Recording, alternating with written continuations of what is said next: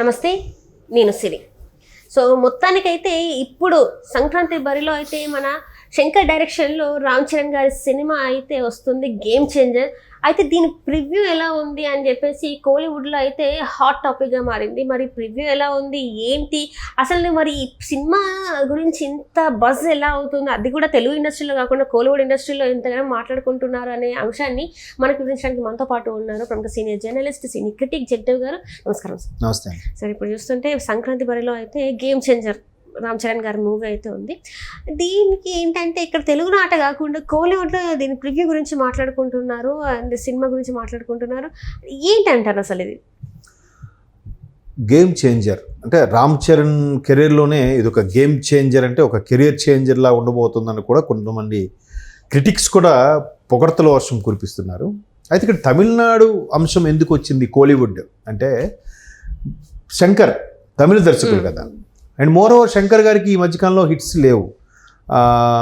విక్రమ్తో I తీశారు, మన తెలుగులో సరిగ్గా ఆడలేదు, అది మరి తమిళనాడు ఆడిందో నాకు గుర్తు తెలియదు. ఇకపోతే భారతీయుడు 2 డిజాస్టర్, 2.0 కూడా అంతగా ఆడలేదు, అంతగా కాదు అసలు ఆడలేదు, బిలో యావరేజ్. సో ఏదో చిన్నపిల్లలుగా 3Dగా అభివర్ణించారే తప్ప అది అవ్వలేదు. సో అటువంటి శంకర్ గారికి ఇప్పుడు మరలా ఇది నిలబెట్టే సినిమా అవుతుందా అవదా, శంకర్ గారే రామ్ చరణ్ని చూజ్ చేసుకున్నారా నిలబెట్టుకోవడానికి అనేలాగా కోలీవుడ్లో అంత ప్రశ్న. ఎందుకంటే రామ్ చరణ్కి ఒక ఇమేజ్ అయితే వచ్చేసింది గ్లోబల్ స్టార్గా RRRతో. అండ్ మోర్ ఓవర్ ఆయనకి ఎటువంటి డీమెరిట్స్ కానీ మైనస్లు కానీ ఏదైనా కాంట్రవర్సీలో ఉండడం కానీ ఎక్కడైనా ఎక్స్ట్రాగా మాట్లాడడం కానీ ఏమీ లేవు. ఎటువంటి రాజకీయ పరంగా కానీ ఇవి కూడా ఏం లేవు. ఈవెన్ కూటమిలో వాళ్ళ బాబాయ్ పోటీ చేసి ఉప ముఖ్యమంత్రిగా ఉన్న జనసేన కుటుంబ సభ్యుడిగా ఉన్నప్పటికీ కూడా ఆయన మీద ఇప్పుడు ఏ ఎలిగేషన్స్ లేవు, ఏ రాజకీయ పార్టీలు కూడా ఆయన విమర్శించినట్టు కూడా ఎక్కడా దాఖలాలు లేవు. And more over personal life కూడా ప్లెయిన్గా వెళ్ళిపోతుంది రామ్ చరణ్ గారు, ఉపాసన గారు ఆ విషయాల్లో. సో అటువంటి రామ్ చరణ్కి అక్కడ కూడా మంచి ఇమేజ్ ఉంది. ఎందుకు జనరల్గా అక్కడ పెరిగాడు, చెన్నైలో కూడా పెరిగాడు చదువుకున్న రోజుల్లో, తమిళ్ అది వచ్చు. పైగా మెగాస్టార్ చిరంజీవి తనయుడిగా ఒక ఇమేజ్ మార్క్ ఉంది. ఈయన కొంతంగా తీసుకున్నాడు. శంకర్ గారు దర్శకత్వం చేస్తున్న సినిమా, ఒక తెలుగు వాడిని పెట్టి తీస్తున్న సినిమా, అది కూడా ఏంటి ప్రపంచ స్థాయి సినిమా. యుఎస్లో గ్రాండ్ ఈవెంట్ చేశారు, అవునా? ఇంతవరకు నాకు తెలిసి ఎవరూ చేయలేదు అక్కడ. మన ఏపీలోనో ఇండియాలోనో చేసిన, తెలంగాణలోనో లేకపోతే ఏపీలోనో ఏదో ఊర్లోనో, లేదంటే కొచ్చి, చెన్నై, మొన్న పట్నాలు చేశారు, ఇలాగ ఇండియా లిమిట్స్లో చేశారు తప్ప ఓవర్సీస్లో యుఎస్లో ఎప్పుడు చేయలేదు. బట్ యుఎస్లో first time game changer event చేశారు, అది గ్రాండ్ సక్సెస్. అండ్ మోరో సుకుమార్ లాంటి దిగ్దర్శకుడు, పుష్ప 2తో మంచికి ఊపు మీద ఉన్న సుకుమార్ లాంటి దర్శకులు కూడా గేమ్ చేంజర్ నేను కొంత చూశాను, కొంత ట్రయల్ చూశాను, కొంత సినిమా కూడా చూశాను. ఫస్ట్ హాఫ్ అంతా కూడా సరదాగా ఉంటుంది, ఇంటర్వెల్కి వచ్చేసరికి అదుర్సు, క్లైమాక్స్ అయితే కంప్లీట్ ఎమోషనల్ అని చెప్పి ఆయన కూడా స్టేట్మెంట్ ఇచ్చాడు. సో ఇప్పుడు తమిళనాడులో కూడా అదే చర్చ నడుస్తుంది. ఫస్ట్ హాఫ్ యావరేజ్ అన్నట్టుగా ఉంది, బట్ సెకండ్ హాఫ్ ఎత్తుకెళ్ళిపోతుంది అన్నట్టుగా. తమిళ వాళ్ళు మనము తెలుగు వాళ్ళ గొప్పతనం ఏంటంటే, ఏ భాష వాళ్ళనైనా ఏ రాష్ట్రం వాళ్ళైనా వాళ్ళ కళ ఉంది, వాళ్ళ టాలెంట్ ఉందంటే మనం ఆదరిస్తాం, హక్కుని చేర్చుకుంటాం.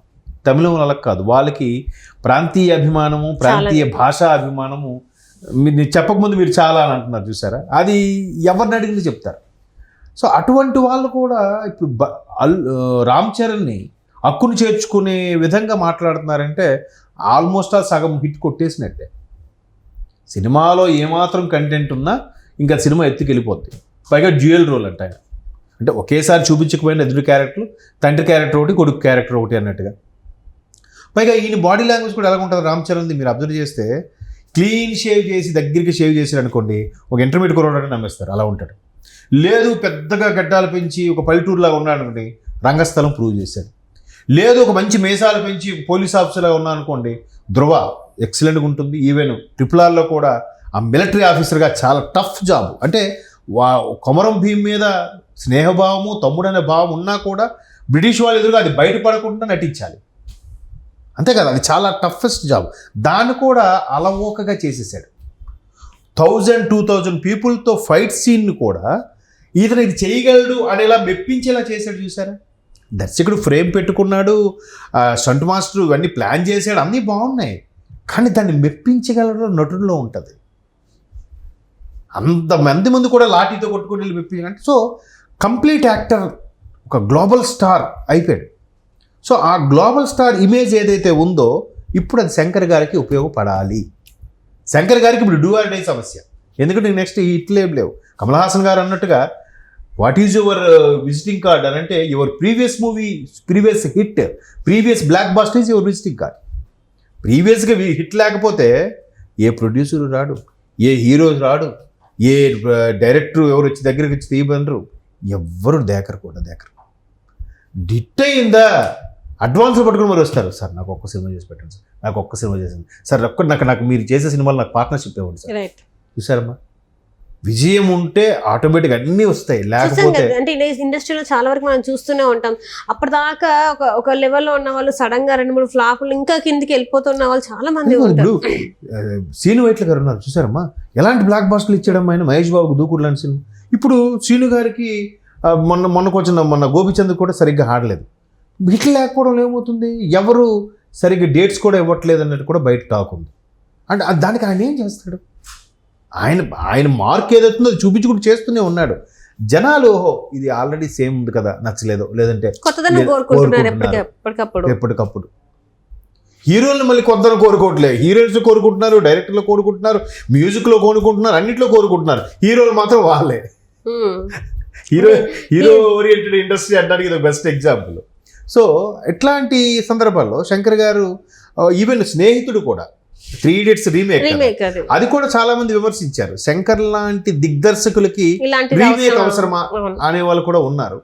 బట్ అది బాగానే ఉంటుంది. బట్ బాగున్నా కూడా దాని మాతృక 3 Idiots ఏదైతుందో దానికి ఎక్కువ ఇమేజ్ వచ్చేయడం, ఇది చేయాలి, ఇది ఎందులో గొప్ప, ఈయన గొప్పతోనే ఉంది. ఆయనగా నరేంద్ర రాజ్ కుమార్ హిరాని ఎవరో కదా, హిరాని ఆయనకి వెళ్ళిపోయింది ఇమేజ్ అంతా కూడా. ఇక్కడ ఈయన కూడా మన సౌత్ నేటివిటీ తగ్గట్టుగా విజయ్ వాళ్ళతో పెట్టి తీసినప్పటికీ ఆ ఇమేజ్ ఆయనకి వెళ్ళిపోయింది. సో అక్కడ మేబీ శంకర్ గారు రాంగ్ స్టెప్ వేశారేమో నాకు అనిపిస్తుంది. సో మొత్తం మీద శంకర్ గారికి రామ్ చరణ్ లాంటి ఒక మంచి గ్లోబల్ స్టార్ దక్కడం మంచి హిట్ ఫార్ములా అవబోతుందని అనుకుంటున్నాను. అలా కాకపోయినా ఆయన మరలా నిలదొక్కునే పరిస్థితి అయితే వస్తుంది శంకర్ గారికి, అలా అనిపిస్తుంది. అంటే ఇక్కడ చూస్తుంటే మన టికెట్ రేట్ ఇష్యూస్ మనకి ఇప్పుడు చాలా స్టార్ట్ అయ్యాయి. ఏదైతే పుష్ప తర్వాత ఇక్కడ తెలంగాణ ముఖ్యమంత్రి రేవంత్ రెడ్డి గారు అయితే టికెట్ రేట్స్ పెంచే అవకాశం లేదు అండ్ బెనిఫిట్ షోస్ కూడా ఇచ్చారు లేదు అని చెప్పేసి అన్నారు.